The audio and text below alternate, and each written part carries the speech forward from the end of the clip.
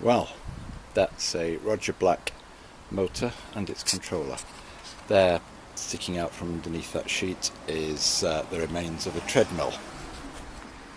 And what I've done is I've hacked down the control panel, put it inside a bit of a wooden box, fastened the power bar onto the back. This isn't fixed down yet, so none of the electric's fixed down. The motor's just temporarily clamped onto the end of that. It doesn't even have to be anywhere near the lathe. It's not in any way attached to the lathe, but I thought I'd try it there to see how it looks. I'm now going to plug it in and turn it on. I hope I've got the wiring right. Right, the advantage of using the control panel from the treadmill is you have a virtual no-volt release switch. I understand it should just stop if the power comes off. That's the whole point of the safety features.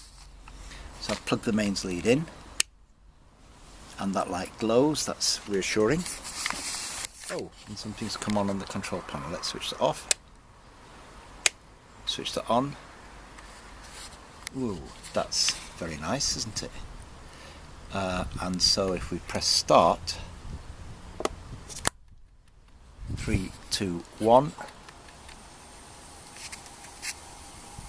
and there we see the motor going at equivalent of 0.5 miles an hour. Pull back a bit. 0.6, 0.7, 1 mile an hour, 1.8, 1.9, 2 miles an hour. I don't know how that's going to come out on the movie thing. It's spinning. It's actually going in the wrong direction. If it's on that way, which is the way around, I'd need to have it to keep the weight reasonable. Is that the wrong direction? Yep. So I'm going to have to reverse the motor terminals for my purposes, driving this lathe. But there we go. That seems to be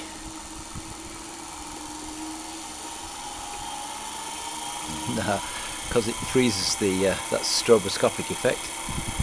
That's going to 3.3, and remember it will go up to 8 miles an hour. But for this small lathe here, we're not going to need anywhere near like 8 miles an hour. If I want to stop it, that's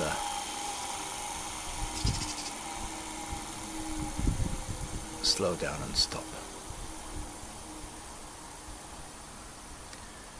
Well, I only have to decide how to connect from the flywheel pulley thing on the end of here.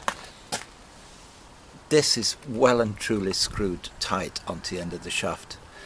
The flywheel does add a little bit of inertia to the motor. I'm not sure that's a good or bad thing. I'm not sure I need the highest of torques. I think the motor's way over power for this small lathe.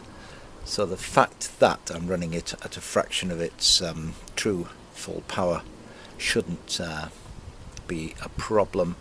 In other words, I don't think I need a counter shaft to reduce the speed, because it is a 4,800 RPM motor and we only need a couple of thousand RPM for this thing at most. So there we go. I'm quite pleased with that.